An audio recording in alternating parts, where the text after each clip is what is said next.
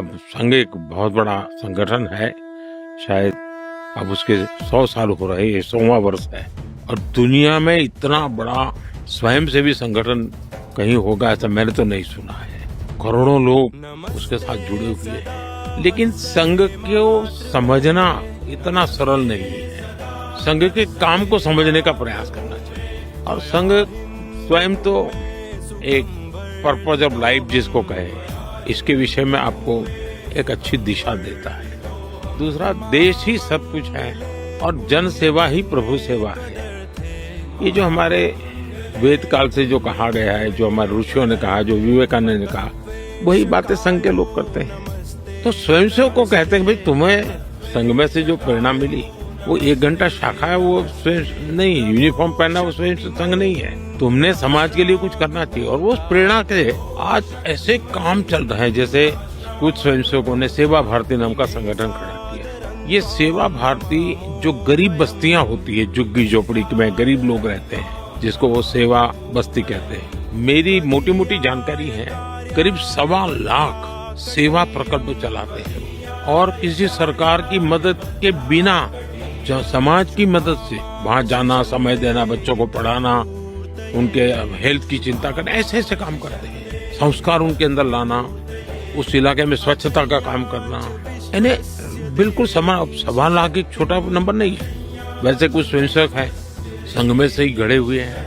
वो वनवासी कल्याण आश्रम चलाते हैं और वो जंगलों में आदिवासियों के बीच में रह करके आदिवासियों की सेवा करते। 70,000 से ज्यादा 1 टीचर 1 स्कूल, एकल विद्यालय चलाते हैं। और अमेरिका में भी कुछ लोग हैं जो उनको लिए शायद $10 या $15 का डोनेशन करते हैं इस काम के लिए। और वो कहते हैं कि एक कोका कोला नहीं पीनी है इस महीने, एक कोका कोला मत पियो और उतना पैसा ये एकल विद्यालय को दो।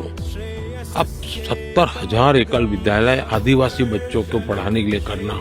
कुछ स्वयंसेवकों ने शिक्षा में क्रांति लाने के लिए विद्या भारती नाम का संगठन करा दिया। करीब 25,000 स्कूल चलते हैं उनके देश में और 30 लाख से छात्र एट अ टाइम होते हैं। और मैं मानता हूँ अब तक करोड़ों विद्यार्थियों को और बहुत ही कम दाम में पढ़ाई हो और संस्कार को भी प्राथमिकता हो, जमीन से जुड़े हुए लोग हो, कुछ न कुछ हुनर सीखे, समाज पर बोझ न बने।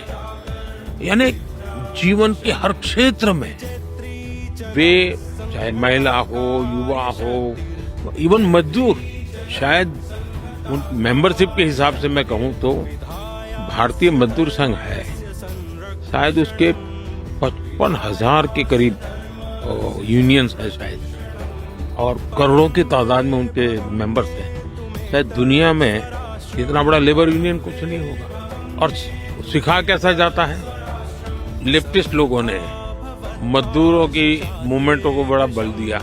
लेबर मूवमेंट जो लगे हैं उनका नारा क्या होता है, workers of the world unite, दुनिया के मजदूरों एक हो जाओ, फिर देख लेंगे, ये भाव होता है। ये मजदूर संघ वाले क्या कहते हैं, जो आरएसएस की शाखा से निकले हुए स्वयंसेवक मजदूर संघ चलाते हैं, वो कहते हैं वर्कर्स यूनाइट द वर्ल्ड।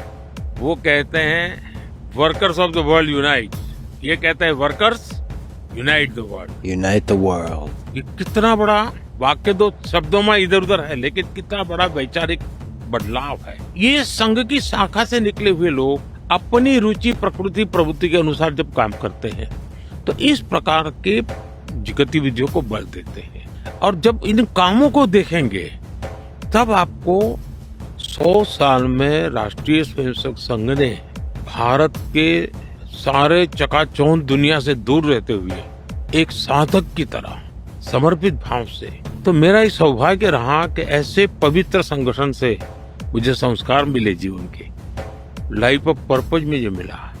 फिर मेरा सौभाग्य रहा कि मैं कुछ पल के लिए, कुछ समय के लिए संतों के बीच चला गया, तो हम मुझे आध्यात्मिक अधिष्ठान मिला, तो शिस्त मिली, लाइफ ऑफ पर्पज मिला, संतों के बाद आध्यात्मिक अधिष्ठान मिला। स्वामी आत्मस्थानंद जी जैसे लोगों ने जीवन